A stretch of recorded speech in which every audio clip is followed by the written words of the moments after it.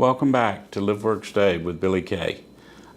Today's segment we're going to be talking again with Chairman of the County Capital Sales Tax Commission, Mike Sutton.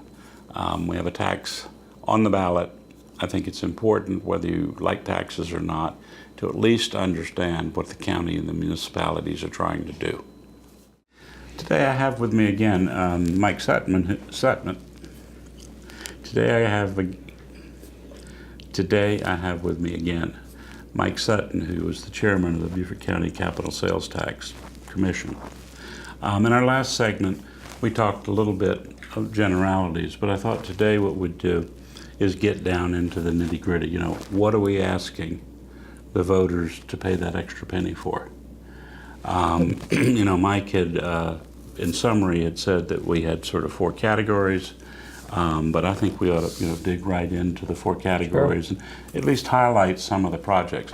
Whether you're going to vote for this or not, whether you have no idea, the likelihood is that very few people have an understanding of what this is about.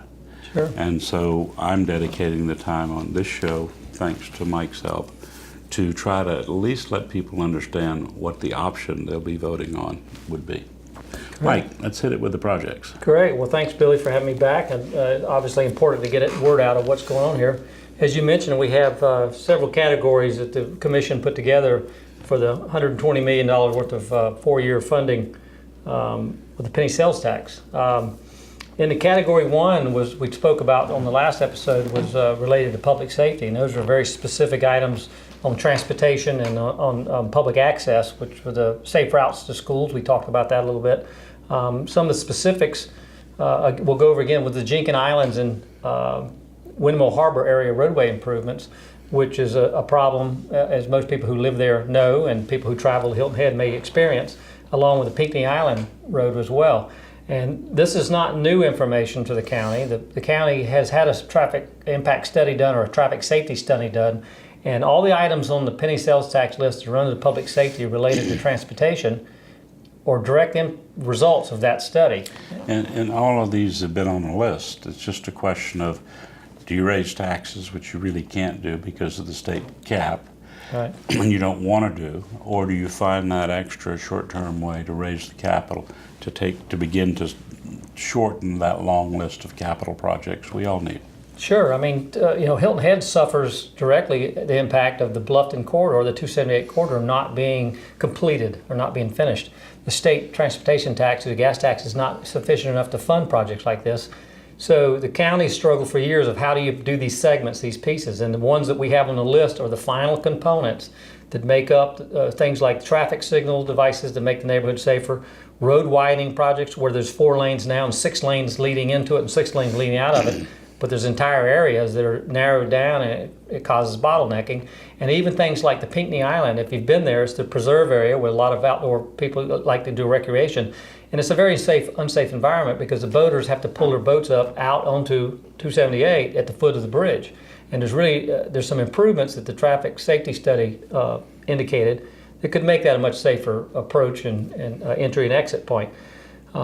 If the penny sales tax is passed, we can see as a larger community, almost everything we believe needs to be done on 278 all the way to Hilton Head, except the widening of the bridge. That'd be the last component, and that's a big number, and that's something that has to be studied in the future. But if this penny sales tax passed, it has huge impact on public safety as far as the roadway infrastructure. In addition to that, there's side connectors and there's little pieces of sidewalks and trails. And I think that, in my mind, when I sat on the commission, the connectors were a huge part. You can't do one without the other.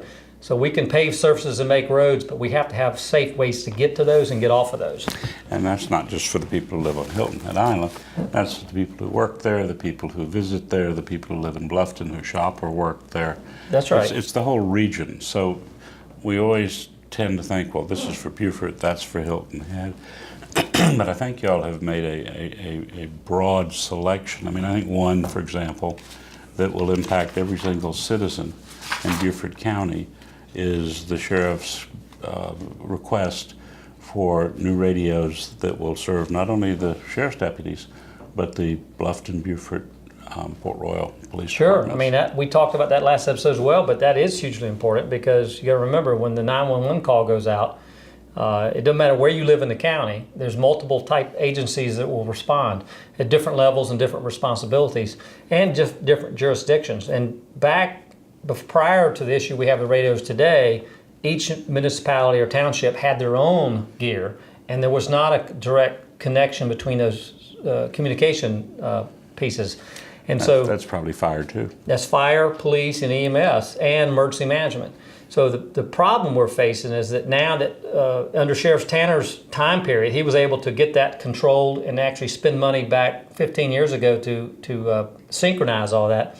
We're at the end of that life cycle. Somebody has to pay, and we have an opportunity to allow 40% of the visitor component who actually are a large user of those services driving through our region. We're allowing them to help us pay for the communication gear. If we don't pass the penny sales tax, that will still occur. The difference is that each municipality or township will have to find a funding stream to upgrade radios. And my biggest fear is if we go back to the system we had years ago, where everybody had their own responsibility to deal with communications, we'll go back to that same point where if they don't mesh, there'll be some glitch in the system. We really need our sheriff to manage communication through the EOC here in Beaufort, the Emergency Operations Center. We should not go back in time, and we have a chance to fund it with penny sales tax dollars that have a smaller impact on our wallets than just the contributing citizens with real estate taxes. You know, you said the 60% or the 40%. A lot of people don't think about that.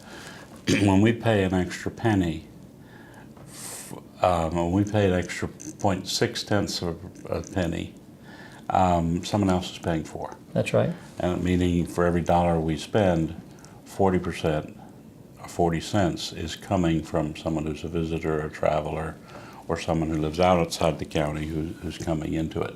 That's a huge opportunity, because almost half of the money for this comes for people who don't live here, but who do use the services. Right, and it's a chance to do it in a short time period. You know, if you don't narrow this down to like the 4-year window that we have, then some of these funding streams will take much longer to fund, and they could last many more years just to try to deal with that. So a total of 120 million. Let's go to the second category.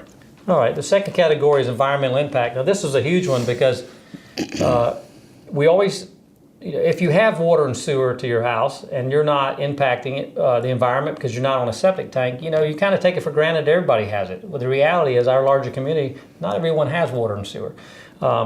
This list includes improvements to water quality and sewer distribution on areas that are still on septic tanks. And it has over probably 125 parcels in the Bluffton-Hilton Head area that could come back and get into the system and be put on Beaufort Jasper Water Sewer Authority's system. That's a big impact to the environment. The other component of that is the stormwater pieces that match into it in some of the areas of the headwaters of the May River. And that's an environmental impact that we've heard about for years. And there's 2 major projects on this list that will help. Actually 3. One will be a restoration of the wetlands at the headwaters of the May River, and the other one is into the marsh areas and the retention areas adjacent to the May River that may be under private development control now, but those systems are not mandated. We can't mandate people to put this stuff in after the fact. And so Bluffton's been working long and hard on this. They've been working long hard. You hear it on the news. And for the rest of them to help them a little bit, because it is an asset of the Low Country, the May River. Well, and we've had as are our other rivers, but that's one that's been particularly hit hard. And if you live here and love this area, you know fully well that the environment is fragile and it's important, and we should be doing everything we can to protect it. And this is one way to do it where everybody shares in the cost. There's not one neighborhood that's in their backyard and they have to deal with it. It's countywide. It doesn't matter if you live in Lebico or you live on Hilton Head. You're sharing in the ability to repair or mend issues that were created years ago when we didn't really understand our impact. Mm-hmm. So it's one of the reasons it's not on this project, but why we have an environmental component on the Boundary Street redevelopment to try to keep the stormwater and the runoff from cars and the oil and what washes off the street into the water. Not in this project, but it's something that it's something new, so to speak, that we're finally beginning again Without this, Bluffton is going to continue to struggle and struggle and struggle. With this kind of help, it will allow them to catch up. So a lot of the capital sales tax is catching up, whether it's from slowing down during the recession, whether it's just being overwhelmed without the kinds of maintenance dollars Sure. put aside. Well, most of us finishing things that we planned and started years ago, knew we had to do, but didn't have a funding stream to do it. And you remember, this is not the first penny sales tax been asked, but truly public safety has been at the forefront. So the last two penny sales tax were approved were almost entirely related to traffic impact and infrastructure. This time around, we realized we needed to spread it out and catch up on some of the other areas, the environmental and the quality of life issues that also relate, and balance those needs, across the board. Okay, well, let's take a break. We'll be back in a few minutes with Live, Work, Stay with Billy Kay.